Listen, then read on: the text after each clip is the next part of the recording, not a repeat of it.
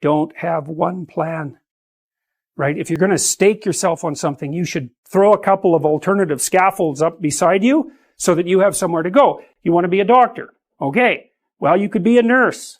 It's like it's not a doctor, but it beats cutting your throat.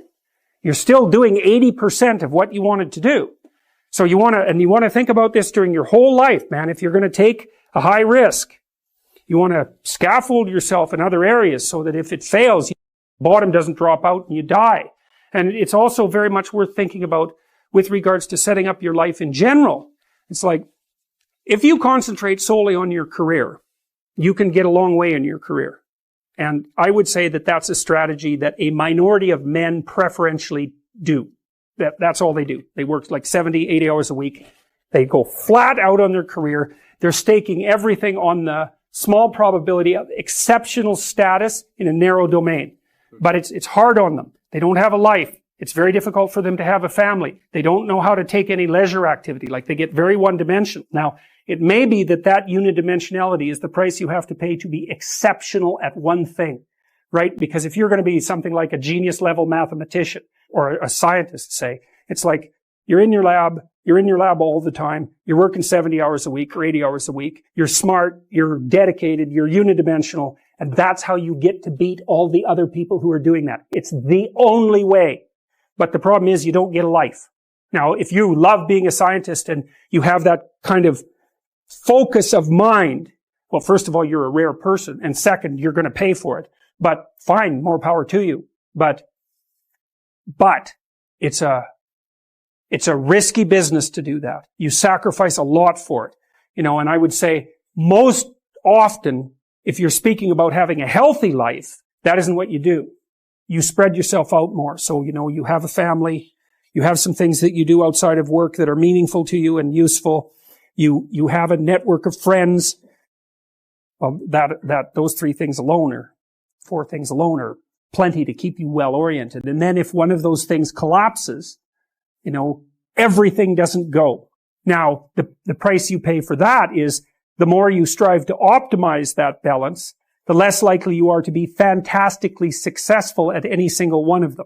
But you might have a very, if you consider your life as a whole, that might be a winning strategy. One of the things Carl Jung said, I really liked this. He thought that men went after perfection and women went after wholeness. So perfection would be stake it all on one thing and look for radical success. Not that all men do that, because they don't, but we're talking about extremes, at least with regards to the men that do that. The wholeness idea is more like, well, I want one thing in my life to be 150%, or I want 5 things in my life to be 80%. Well, there's a lot more richness in a life where you have 5 things operating at 80%, but you're not operating at any of them at 150%. And I really believe this because I've watched men and women go through their careers now for a long period of time. But one of the things that I've noticed is that mostly women in their 30s bail out of unidimensional careers. They won't do them. They won't put in the 80 hours a week that they would have to put in order to dominate that particular area. And it isn't, the reason that they won't do it is because they decide it's not worth it. And no wonder, because why would that be worth it? You have to ask yourself that.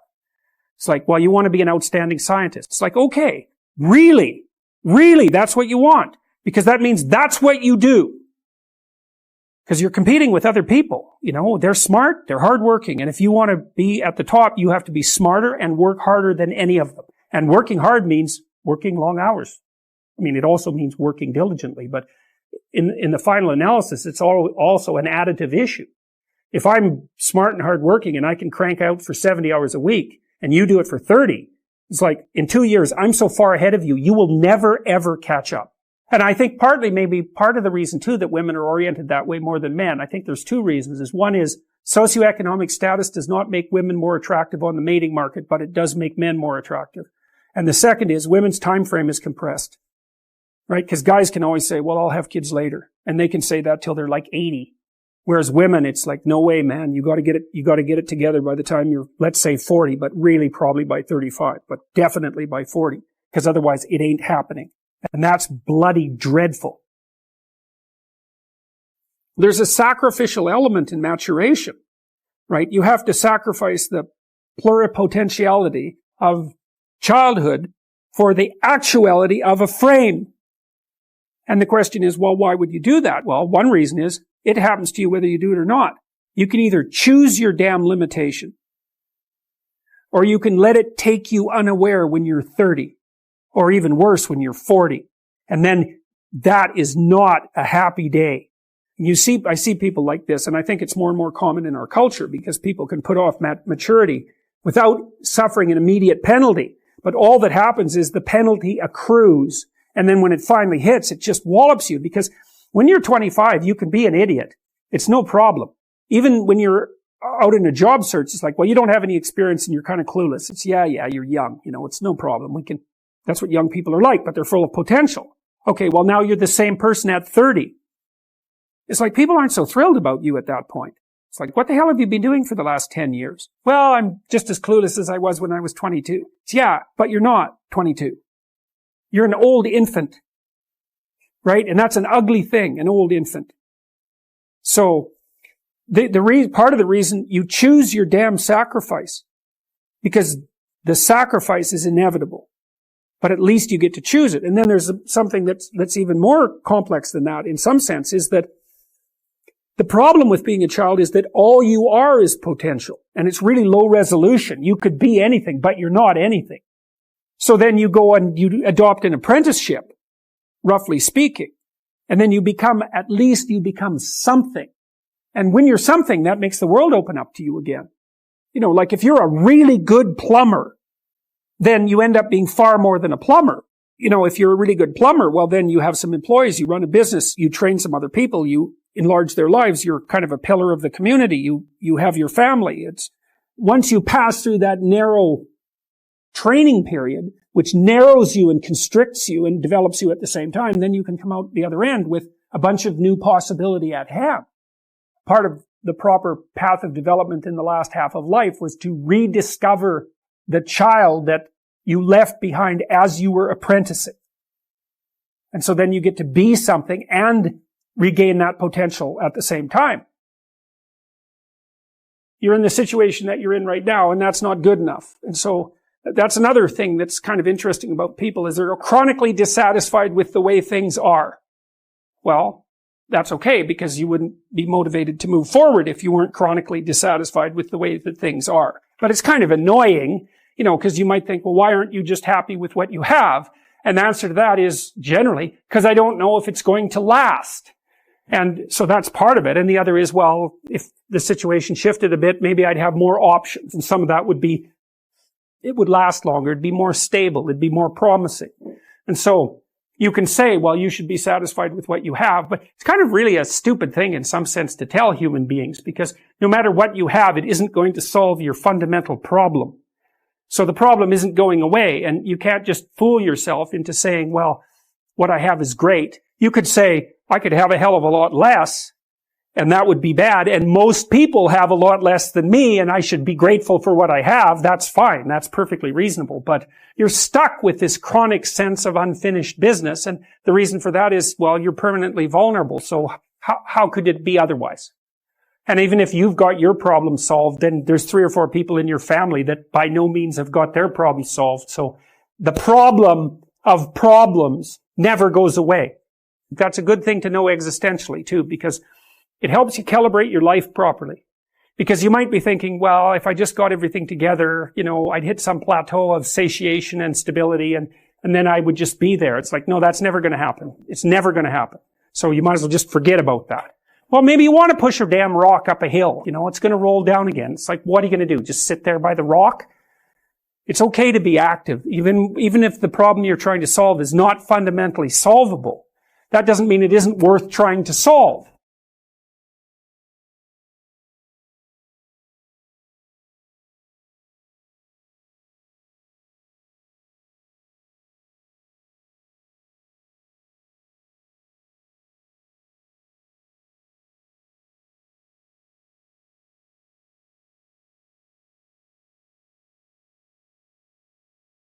When you're doubtful, say you're trapped, you ask yourself, well, Why am I trapped?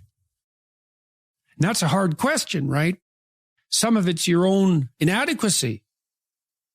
You ask yourself, you sit on the bed and say, okay, man, I'm ready to learn something. Like, what's one thing I'm doing wrong that I know I'm doing wrong that I could fix, that I would fix? It's like, you meditate on that, you'll get an answer. And it won't be one you want, but it'll be the necessary one. We kind of experience life as if we're tossed into it. You're male and not female. You're Hindu and not Christian. You're tall and not short. You have an arbitrary range of talents and an arbitrary range of limitations, none of which, in some sense, you chose. It's the cards you're dealt. Now, some of those are cards of privilege. Now, maybe you're born intelligent. Maybe you're born symmetrical. Maybe you're born healthy. Maybe you're born into a culture where it's much easier not to be absolutely deprived. And so all of that, in some sense, is unearned. Now, the way you pay for your privilege is with your virtue. You have these opportunities and this existential guilt. And the way you expiate that and atone is by doing your best to live the best possible life you can manage, to speak the truth, to treat people with respect, to abide by the principles of the dignity of the individual, and to put your house in order. And that's how you pay for your unearned privilege. And we all have our privileges and our curses. All of us have that. That's why it's not useful to be envious of people. Carl Jung said, people in the modern world don't see God because they don't look low enough.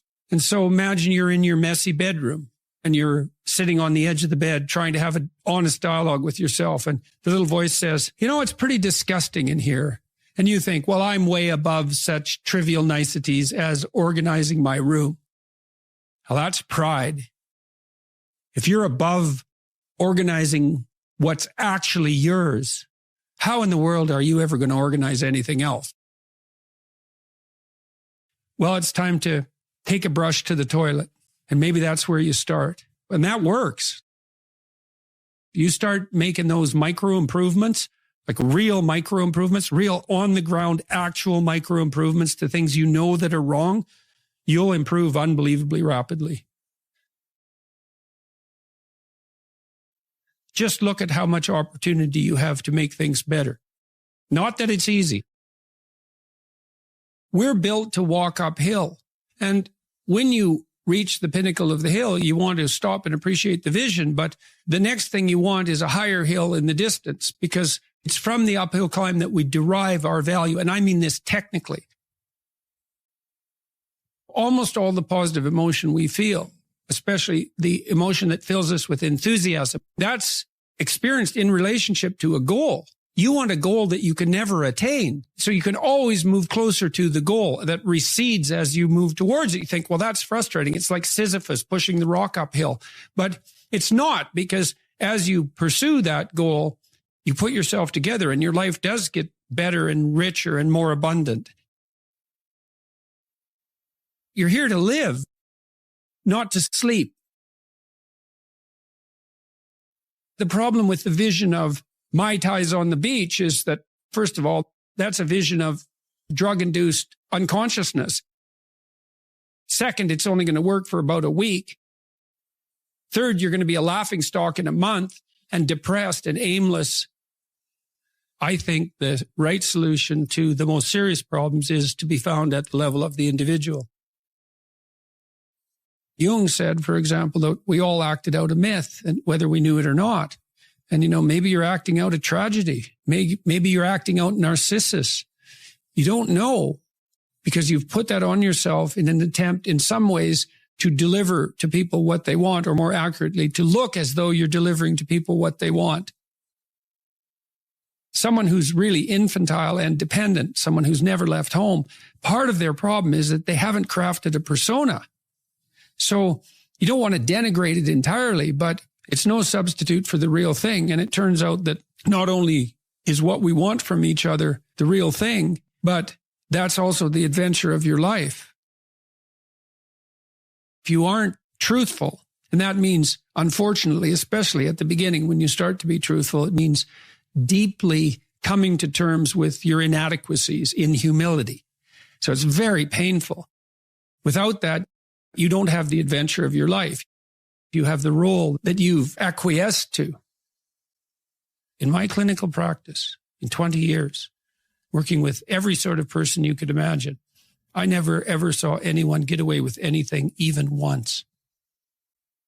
We're all subject, not least, to the judgment of our own conscience. Try to escape from that. No one can escape from that. We have to contend with that wisely. And then you ask, well, how do you contend with things wisely? And I would say, well, don't pollute your thoughts with deceit.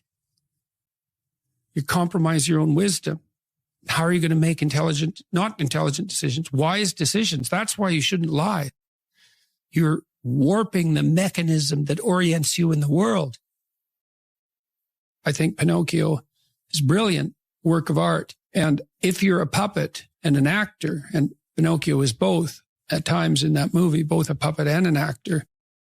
So why an actor? Like, why is there something wrong with being an actor? Well, the first question is, who sets your role? And then the second question is, who's pulling your strings? Because you have to act out your ideals to some degree, right? And you also have to formulate a avatar of yourself in some sense that's a mediator between you and other people. You need this functional shell. The problem arises when that functional shell is all that there is. And then the real person underneath is just desperate and unhappy because nothing of what's being acted out reflects a true underlying reality. You don't want someone else's fate. Man, your fate's enough. So you speak truthfully and you watch what happens. Will truth, beauty, and love save the world? Well, you can find out.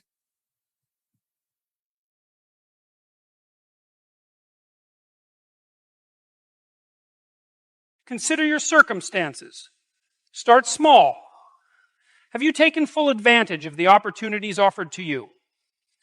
Are you working hard on your career or even your job? Or are you letting bitterness and resentment hold you back and drag you down? Have you made peace with your brother? Are you treating your spouse and your children with dignity and respect? Do you have habits that are destroying your health and well-being? Are you truly shouldering your responsibilities? Have you said what you need to say to your friends and family members? Are there things that you could do, that you know you could do, that would make things around you better? Have you cleaned up your life? If the answer is no, here's something to try. Start to stop doing what you know to be wrong. Start stopping today. Don't waste time questioning how you know that what you're doing is wrong, if you are certain that it is. Inopportune questioning can confuse without enlightening, as well as deflecting you from action. You can know that something is wrong or right without knowing why. Your entire being can tell you something that you can neither explain nor articulate. Every person is too complex to know themselves completely, and we all contain wisdom that we cannot comprehend. So simply stop when you apprehend, however dimly, that you should stop. Stop acting in that particular despicable manner. Stop saying those things that make you weak and ashamed. Say only those things that make you strong. Do only those things that you could speak of with honor. You can use your own standards of judgment.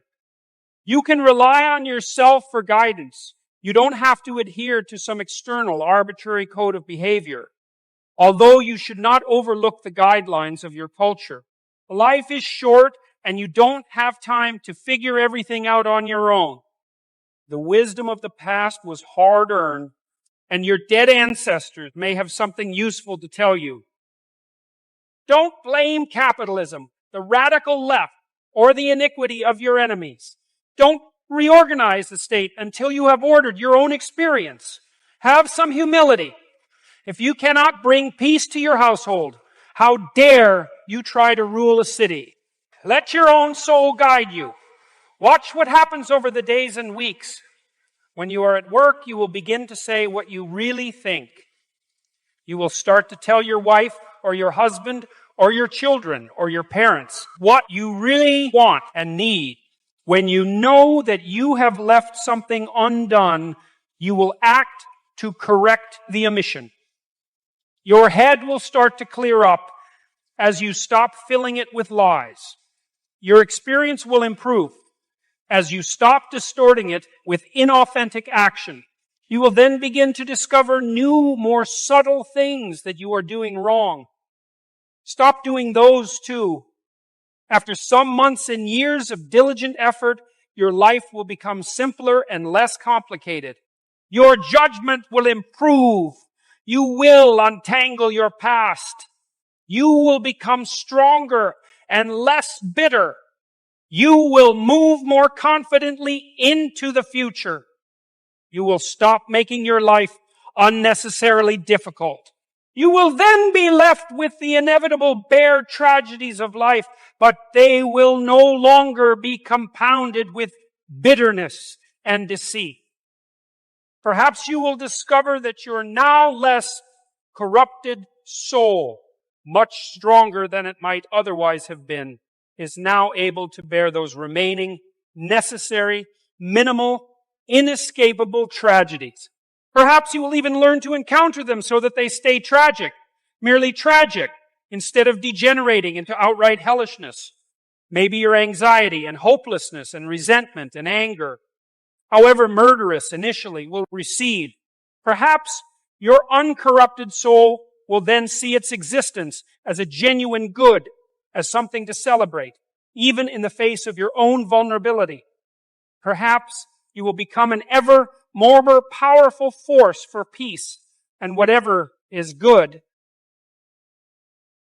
Perhaps you will then see that if all people did this in their own lives, the world might stop being an evil place. After that, with continued effort, perhaps it could even stop being a tragic place. Who knows what existence might be like if we all decided to strive for the best? Who knows what eternal heavens might be established by our spirits, purified by truth, aiming skyward right here on the fallen earth. Set your house in perfect order before you criticize the world. Pay attention. Focus on your surroundings, physical and psychological. Notice something that bothers you, that concerns you, that will not let you be, which you could fix, that you would fix. You can find such somethings by asking yourself, as if you genuinely want to know, 3 questions. What is it that is bothering me? Is that something I could fix? And would I actually be willing to fix it? If you find that the answer is no to any or all of the questions, then look elsewhere. Aim lower. Search until you find something that bothers you, that you could fix, that you would fix, and then fix it. That might be enough for the day. Maybe there is a stack of paper on your desk, and you have been avoiding it. You won't even really look at it when you walk into your room. There are terrible things lurking there. Tax forms and bills and letters from people wanting things you aren't sure you can deliver.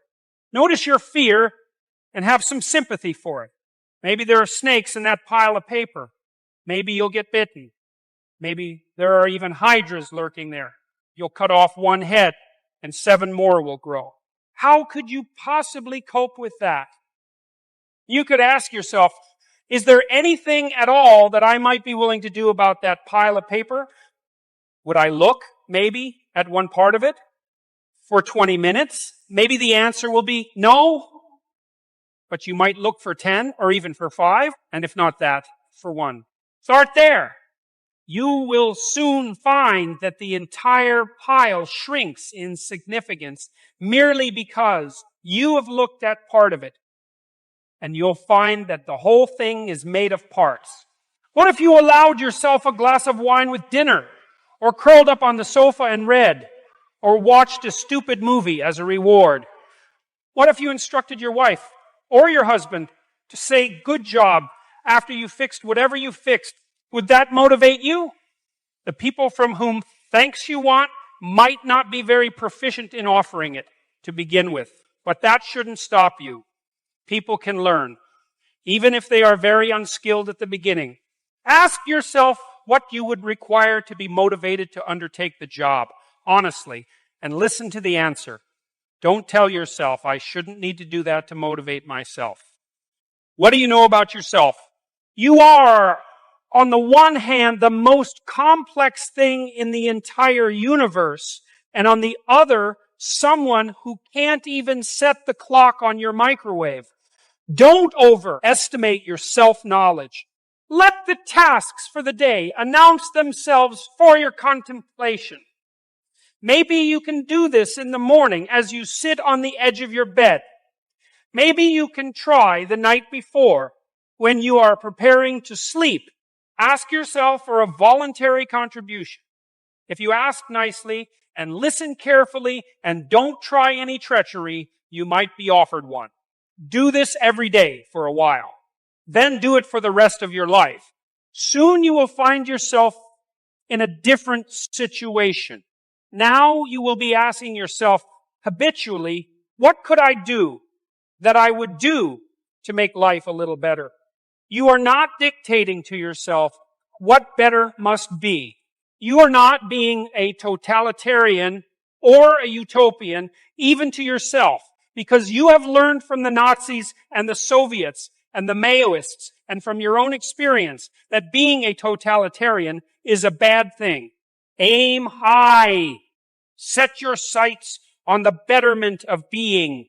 Align yourself in your soul with truth and the highest good. There is habitable order to establish and beauty to bring into existence. There is evil to overcome, suffering to ameliorate, and yourself to better.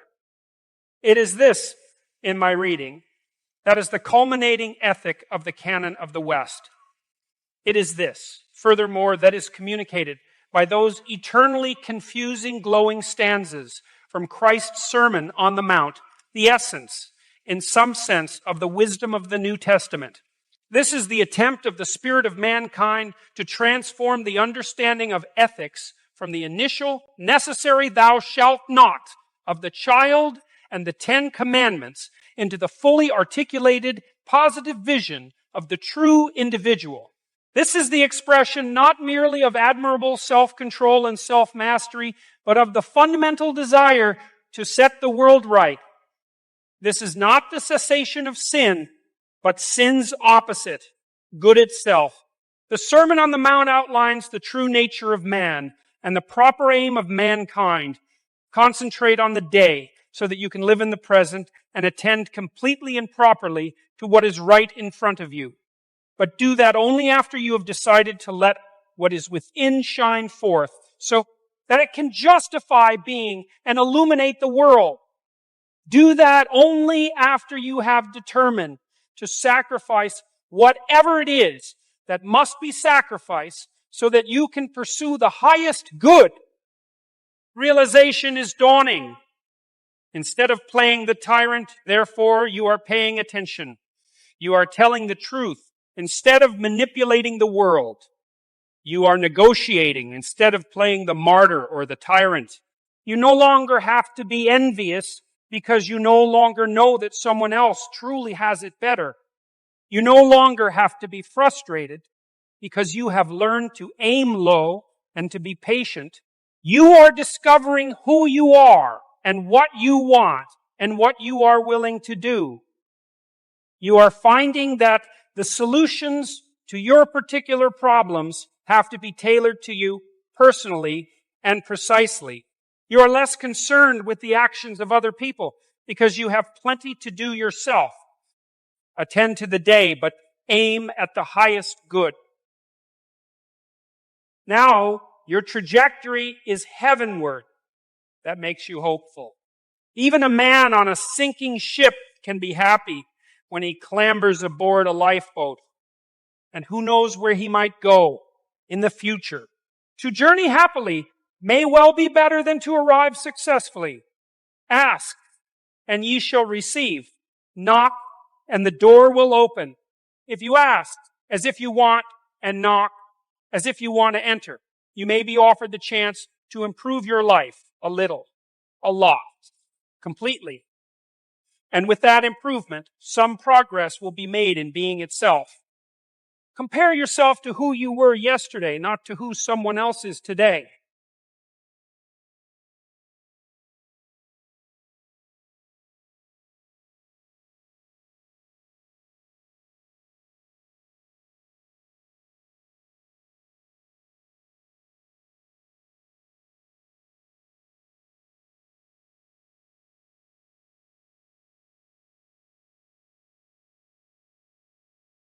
You're actually tougher than you think. You never knew that. And maybe you didn't want to take on the responsibility because, people play a role in their own demise, so to speak. When you had opportunity to go out and explore or withdraw because you were afraid, you chose to withdraw because you were afraid. So it's not only that you were overprotected often, it's that you were willing to take advantage of the fact that you were overprotected and run back there whenever you had the opportunity. So maybe you're a kid in the playground, right? And you're having some trouble with other kids. And in the back of your mind, I should deal with this myself. But you go and tell your mom and get her to intervene. And you know that that's not right. You know that you're breaking the social contract. But it's easier. And so that's what you do. You run off to an authority figure and hide behind the great father, right? Roughly speaking. Well, the problem with that is you don't learn how to do it yourself. So then you have to relearn it painfully when you're 40. So then you take people out. You say, well, what are you afraid of? Rank it from 1 to 10. So 10 is, make a list of 10 things you're afraid of. The thing you're least afraid of, we'll call number 10. So we'll start with that. Okay, well, I'm afraid of elevators. Okay, well, let's look at a picture of an elevator. Let's have you imagine being in an elevator. Let's go out to an elevator and let you watch the terrible jaws of death open, because that's how you're responding to it symbolically, right? And you're going to do that at the closest proximity you can manage. You find out you go do that, it works. You're nervous as hell, especially from an anticipatory perspective. Shaking. You go out, you stop, you watch it happen, and you actually calm down. You do that 10 times and it no longer bothers you. Well, what you've learned that you didn't die, but more importantly than that, you've learned that you could withstand the threat of death. That's what you've learned. And then you move a little closer, and then you move a little closer, and then you move a little closer, and finally you're back in what's no longer the elevator from a symbolic perspective. It's a tomb, right? It's a place of enclosure and isolation. And you learn, turns out I can withstand that. And then you're much more together, much more confident. And that's often one of the things that often happens in situations like that. I've seen this multiple times, is that if you run someone through an exposure training process like that and toughen them up, they'll often start standing up to people around them in a way they never did before. Sometimes people are bullied because they can't fight back. This can happen to people who are weaker physically than their opponents. This is one of the most common reasons for the bullying experienced by children. Even the toughest of 6-year-olds is no match for someone who is 9.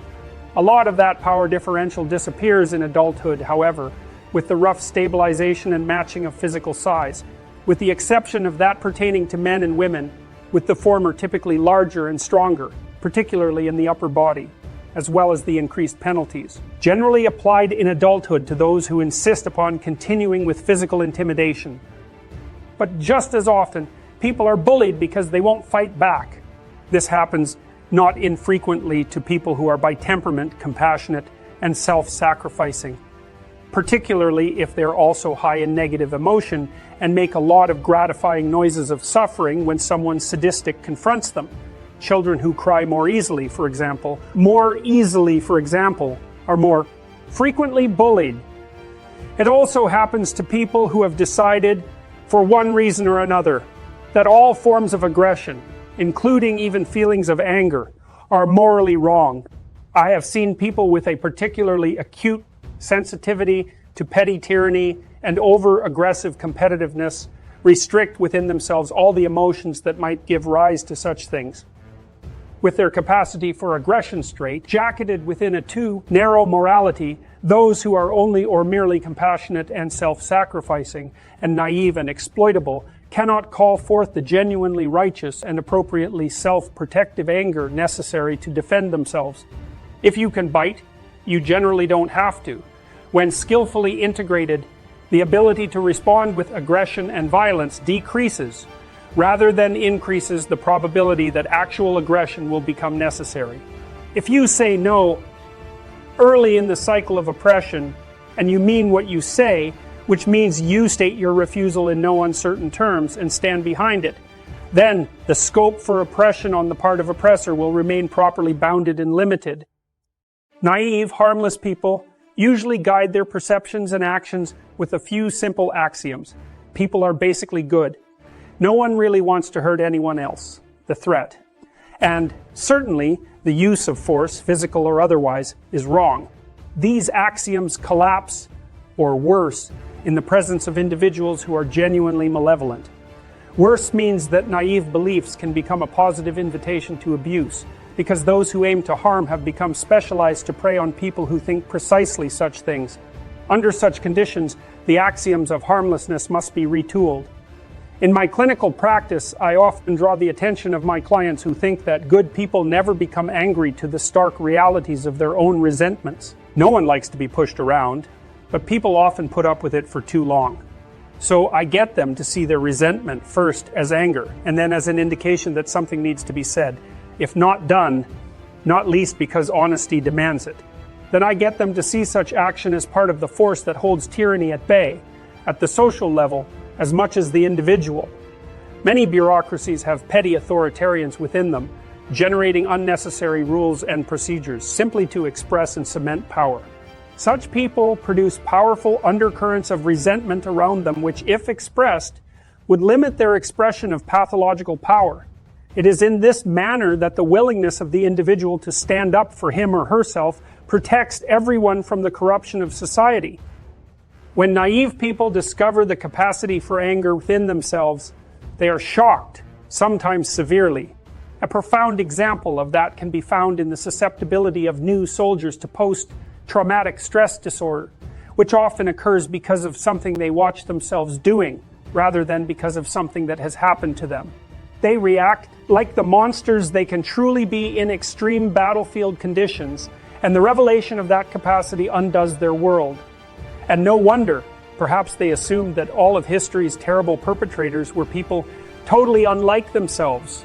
Perhaps they were never able to see within themselves the capacity for oppression and bullying, and perhaps not their capacity for assertion and success as well.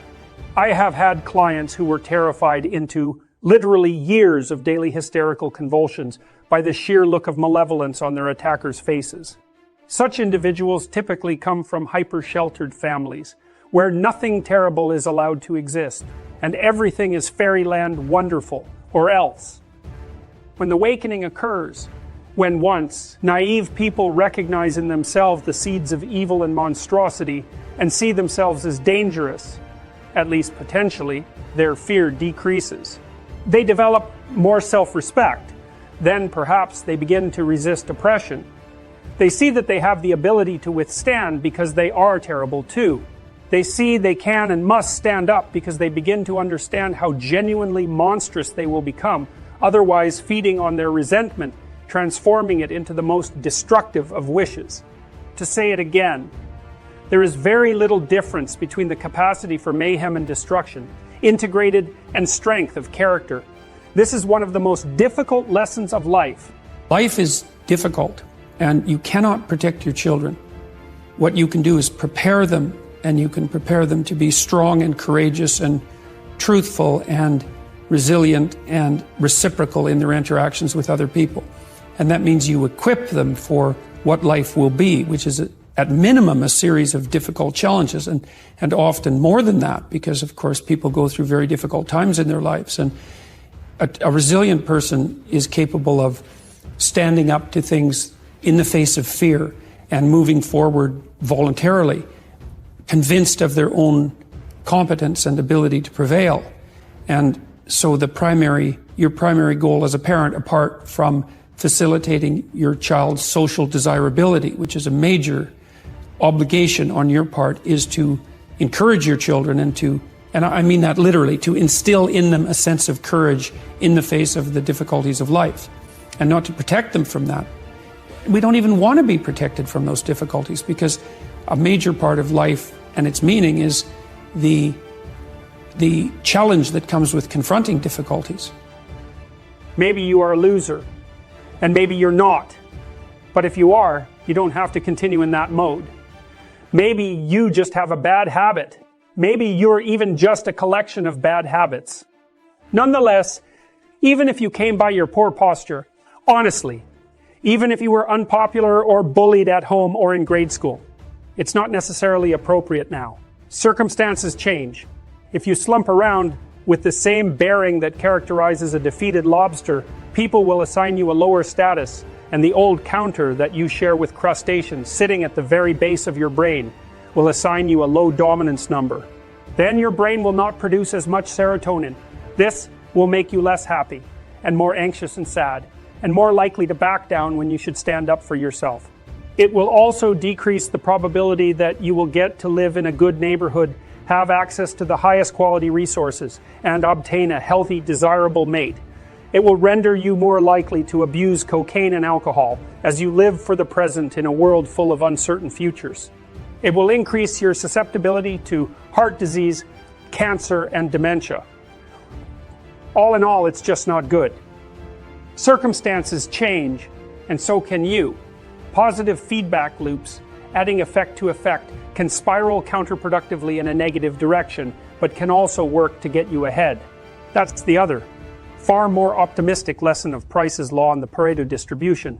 Those who start to have will probably get more. Some of these upwardly moving loops can occur in your own private subjective space. Alterations in body language offer an important example. If you are asked by a researcher to move your facial muscles, one at a time, into a position that would look sad to an observer, you will report feeling sadder. If you are asked to move the muscles one by one into a position that looks happy, you will report feeling happier. Emotion is partly bodily expression and can be amplified or dampened by that expression. Some of the positive feedback loops instantiated by body language can occur beyond the private confines of subjective experience in the social space you share with other people. If your posture is poor, for example, if you slump, shoulders forward and rounded, chest tucked in, head down, looking small, defeated and ineffectual, protected in theory against attack from behind, then you will feel small, defeated, and ineffectual. The reactions of others will amplify that. People, like lobsters, size each other up, partly in consequence of stance. If you present yourself as defeated, then people will react to you as if you are losing. If you start to straighten up, then people will look at and treat you differently. You might object. The bottom is real. Being at the bottom is equally real.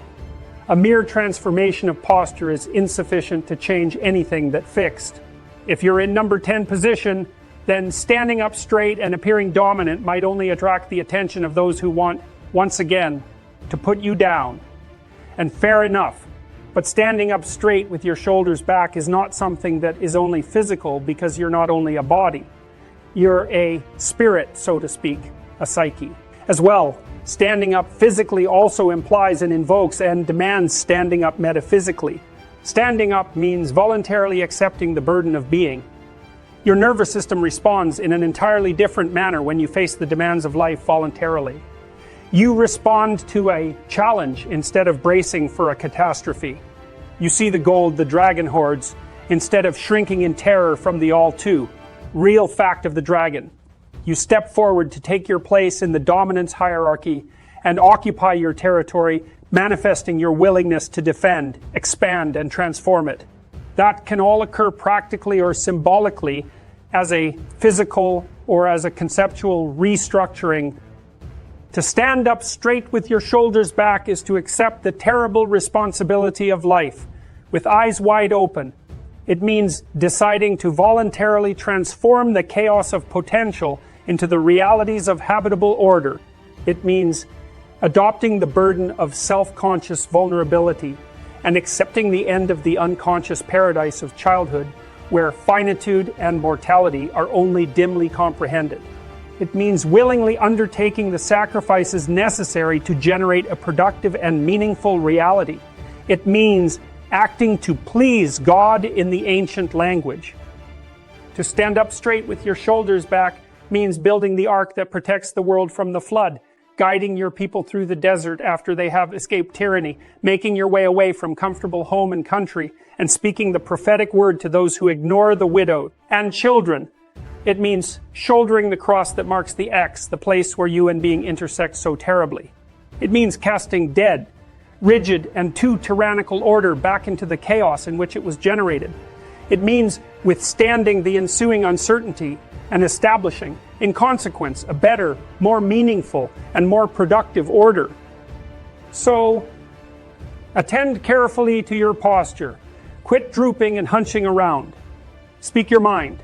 Put your desires forward as if you had a right to them, at least the same right as others. Walk tall and gaze forthrightly ahead. Dare to be dangerous.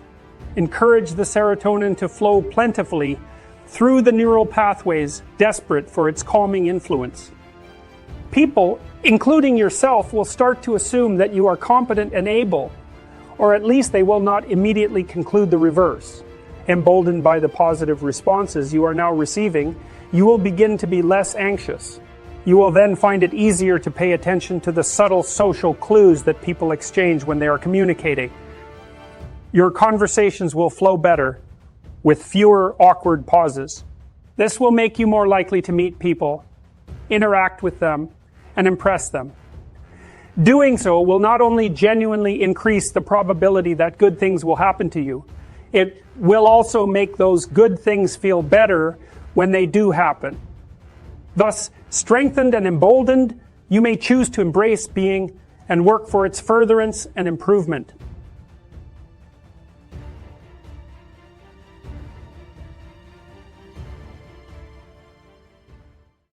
Write down what bothers you. You know, there's going to be things about life, about the current political situation, about the details of your personal life, your relationships with other people that bother you. Now, a million things could bother you, and some things do. Those are your problems. And your destiny is in your problems. And then I would also say, well, watch yourself for a couple of weeks and see what you're doing when what you're doing appears meaningful. Right? When your interest is gripped and you're compelled. Because when you're in the place where you are, when your interest is compelled and you're gripped, you're where you should be. And one of the things you want to learn is how to be there more. You have to kind of treat yourself like a stranger to figure that out because, well, as you said, you know, you haven't been able to find your path precisely. Well, that means you don't know who the hell you are. Well, that's what it means fundamentally. You know, you may know some things about yourself, but you don't know yourself as deeply as you might. You have to understand that there's a certain degree of arbitrary strangeness about you and about the things that will compel you and grip you. And you need to discover what those are. And paying attention can help. It's like, where am I when I think I'm where I should be? And what am I doing? And you can ask yourself that over a 2-week period or a 1-month period, like you're asking someone you don't know. Imagine 5 years from now. And I literally mean imagine this, okay? Imagine 5 years from now. Now, here's the deal. You can have what you want and you need, and you can be who you want to be. But you have to figure out what that is. That's the price you have to pay. So now you have to fantasize. It's like, okay, if I was who I would want to be, and if I had what I needed and I wanted, what would that look like? Write it down for 15 minutes. You're not going to get it right. Just sketch it out. And then you can do the opposite, which is, all right, now if I let my bad habits and inadequacies have the upper hand and order me in, what sort of hell could I occupy in 5 years? That's useful to know too, because that's a good way of specifying where you don't want to go. The first part of the exercise helps you specify where you do want to go. The second part helps you specify where you don't want to go. Then you have something to run away from and something to run toward, and that's good for maximizing motivation. And then the rest of the exercise helps people strategize. And so you might say, well, I don't exactly know who I want to be or where I want to be or what I want. And I would say, well, here's some hints. If your intimate relationship with what you wanted, what would it look like? If your friendships were constructed the way you wanted them to be, these are questions you have to ask yourself. What would that look like? If you were educated to the limits of your intelligence, what educational strategy would you have to pursue? What job or career would you want or need if you could have what you wanted or needed? How should you use your time outside of work? How would you take care of yourself mentally and physically? What services might you render to your family and your community if you could do it in the manner you wanted? That's 7 different questions, to sort of differentiate your life. Man, it's worth spending a few days figuring that out. We did that with university students before they went to university, and it dropped their dropout rate 50%. 90 minutes of writing dropped their dropout rate 50% and raised their grade point average 35%. So you need a vision, man. You need a vision. And you can develop a vision by pursuing what's interesting to you. You can develop a vision by taking the problems that beset you seriously. And you can develop a vision by working with yourself to develop a vision. Let's say you love someone, maybe you have a friend, maybe it's your wife, maybe a child, and you really love this person, and you say to them, I really like to know what you want, and knowing that, maybe I can figure out how to help you. If you would let me know. You can ask yourself the same damn question. Imagine that you dared to assume that you were worth attending to, and that it would be okay if things worked out optimally for you in the best possible way. Just imagine for a moment that that was okay. Well, then you could ask yourself, well, all right, what would that look like? That's an unbelievably useful exercise. That's a prayer, man. That's a prayer fundamentally. And that's a prayer devoted towards the seeking of a revelation. Perhaps you should also be positioning yourself for a lateral move into another job, for example, noting as you may, this occupation is deadening my soul, and that is truly not for me. It is time to take the painstaking steps necessary to organize my CV and to engage in the difficult, demanding, and often unrewarding search for a new job. But you have to be successful only once. Maybe you can find something that pays better and is more interesting, and where you are working with people who not only fail to kill your spirit, but positively rejuvenate it. Maybe following the dictates of conscience is in fact the best possible plan that you have. At minimum, otherwise you have to live with your sense of self-betrayal and the knowledge that you put up with what you truly could not tolerate. Nothing about that is good. I might get fired. Well, prepare now to seek out and ready yourself for another job, hopefully better, or prepare yourself to go over your manager's head with a well-prepared and articulate argument. And do not begin by presuming that leaving your job, even involuntarily, is necessarily for the worst. I am afraid to move. Well, of course you are, but afraid compared to what? Afraid in comparison to continuing in a job where the center of your being is at stake, where you become weaker, more contemptible, more bitter, and more prone to pressure and tyranny over the years. There are few choices in life where there is no risk on either side, and it is often necessary to contemplate the risks of staying as thoroughly as the risks of moving. I have seen many people move, sometimes after several years of strategizing, and end up in better shape, psychologically and pragmatically, after their time in the desert.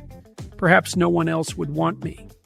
Well, the rejection rate for new job applications is extraordinarily high. I tell my clients to assume 50.1, so their expectations are set properly. You are going to be passed over, in many cases, for many positions for which you are qualified. But that is rarely personal. It is, instead, a condition of existence, an inevitable consequence of somewhat arbitrary subjection to the ambivalent conditions of worth characterizing society. It is the consequence of the fact that CVs are easy to disseminate and difficult to process, that many jobs have unannounced internal candidates and so are just going through the motions, and that some companies keep a rolling stock of applicants in case they need to hire quickly. That is an actuarial problem, a statistical problem, a baseline problem, and not necessarily an indication that there is something specifically flawed about you.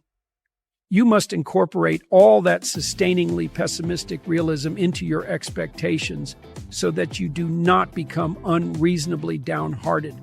150 applications, carefully chosen, 3 to 5 interviews thereby acquired. That could be a mission of a year or more. That is much less than a lifetime of misery and downward trajectory. But it is not nothing. You need to fortify yourself for it, plan, and garner support from people who understand what you are up to and are realistically appraised of the difficulty and the options. Now, it may also be that you are lagging in the development of your skills and could improve your performance at work so that your chances of being hired elsewhere are heightened. But there is no loss in that. You cannot effectively pronounce no in the presence of corrupt power when your options to move are non-existent.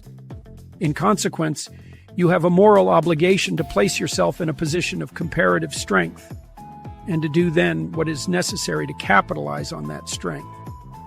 You may also have to think through worst-case situations and to discuss them with those who will be affected by your decisions. But it is once again worth realizing that staying where you should not be may be the true worst-case situation, one that drags you out and kills you slowly over decades. That is not a good death, even though it is slow, and there is very little in it that does not speak of the hopelessness that makes people age quickly and long for the cessation of career and, worse, life. That is no improvement. As the old and cruel cliché goes, if you must cut off a cat's tail, do not do it half an inch at a time. You may well be in for a few painful years of belated recognition of insufficiency and required to send out 4 or 5 or 10 job applications a week, knowing full well that the majority will be rejected with less than a second look. But you need to win the lottery only once, and a few years of difficulty with hope beat an entire dejected lifetime of a degenerating and oppressed career. And let us be clear, it is not a simple matter of hating your job because it requires you to wake up too early in the morning or to drag yourself to work when it is too hot or cold or windy or dry or when you are feeling low and want to curl up in bed. It is not a matter of frustration generated when you are called on to do things that are menial or necessary, such as emptying garbage cans, sweeping floors, cleaning bathrooms, or in any other manner taking your lowly but well-deserved place at the bottom of the hierarchy of competence, even of seniority. Resentment generated by such necessary work is most often merely ingratitude, inability to accept a lowly place at the beginning, unwillingness to adopt the position of the fool, or arrogance and lack of discipline. Refusal of the call of conscience is by no means the same thing as irritation about undesirably low status.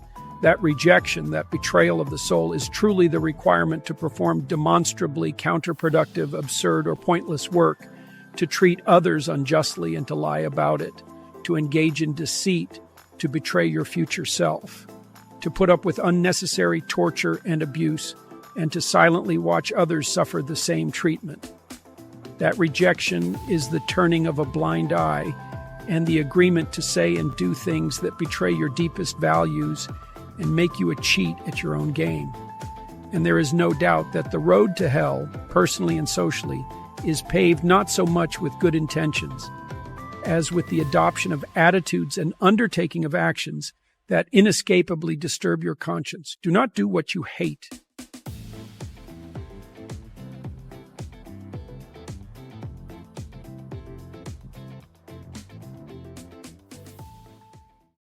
If you're looking at a complex phenomenon like male aggression, let's say, well, what causes male aggression?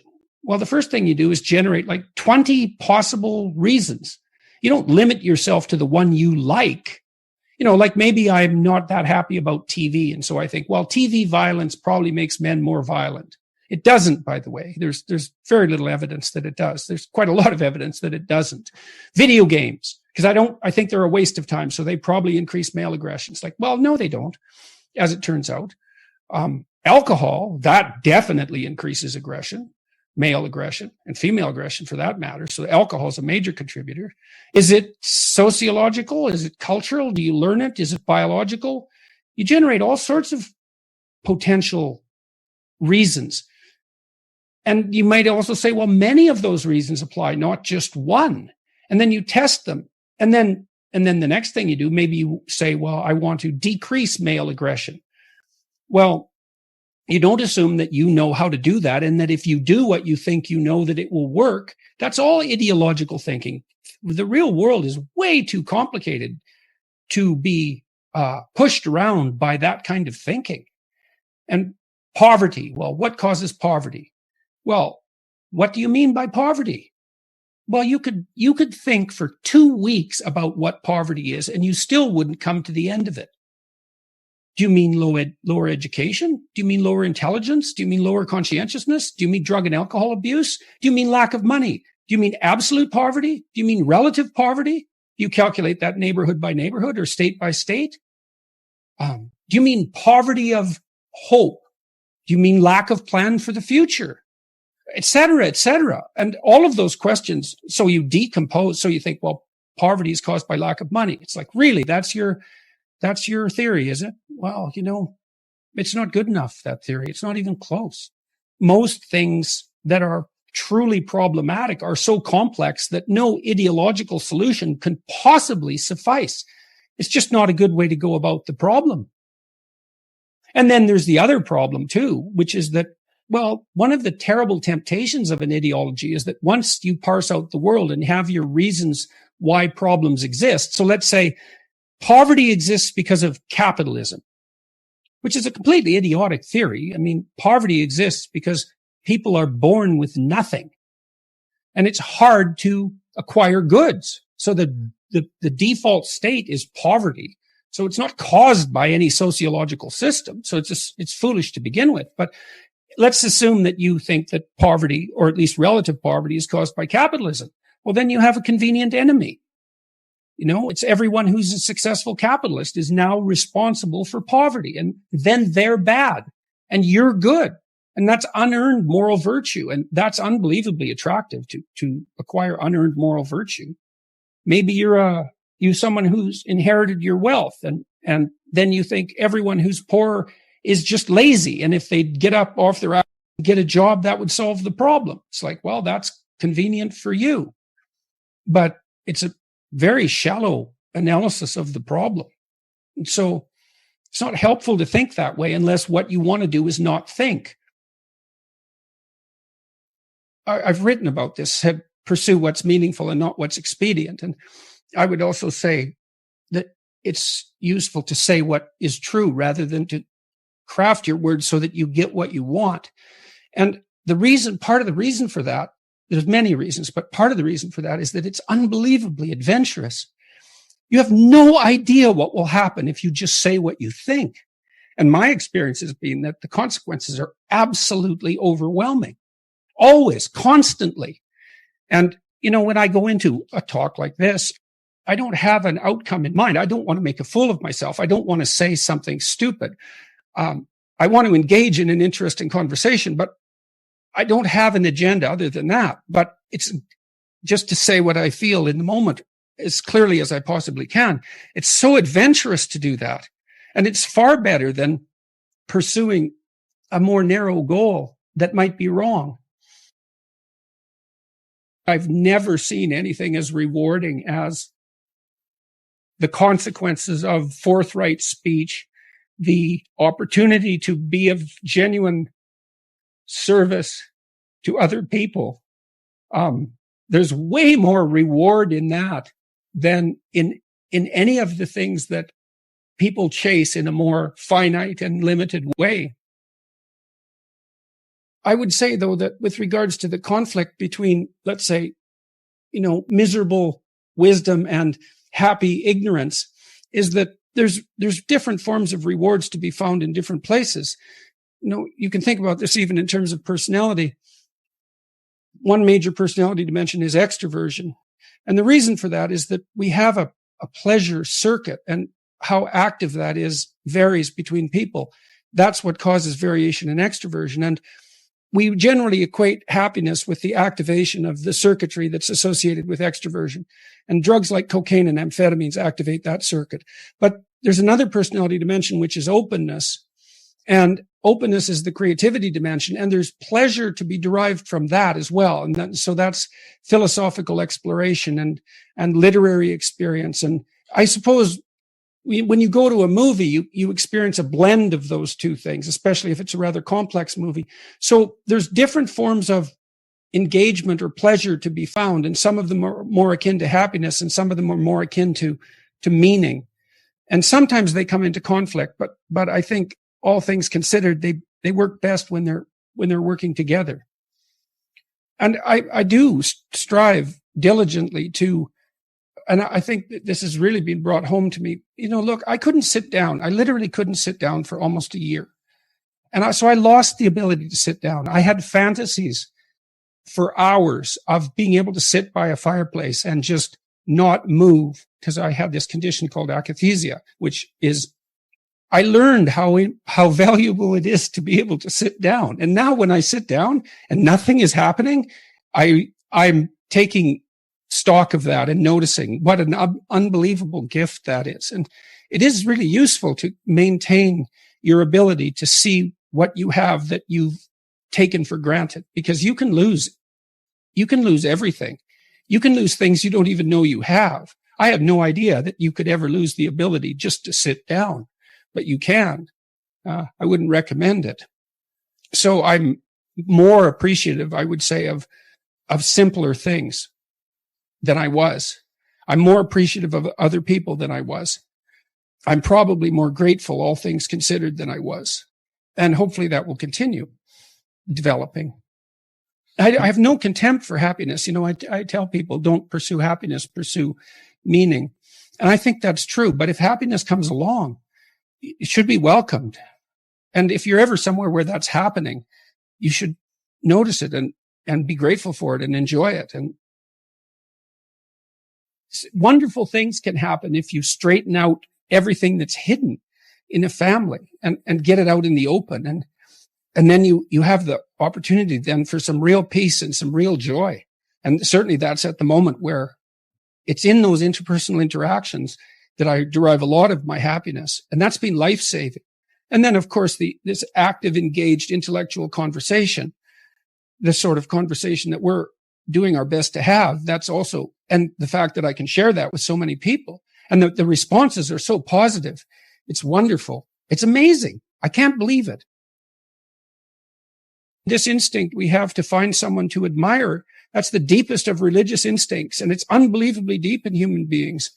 You notice you admire someone. That is the instinct to mimic, because to admire is then to want to be that. And that's the action of the moral instinct. It finds a target in the world and it says, well, I could be like that. But at first it says, this person is attractive or this person is compelling. It grabs you. It grabs you. And that's the instinct for further development. It's a very positive thing. It can be a very positive thing. If you limit someone's free speech, not only do you limit the rights of the person who's speaking, but you limit the rights of those who could have heard.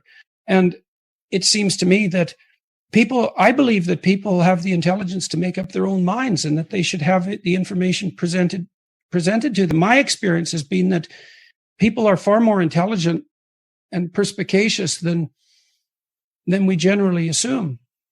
They come to the right conclusions. Who's to say? But, I don't think there's anything more important than freedom of speech.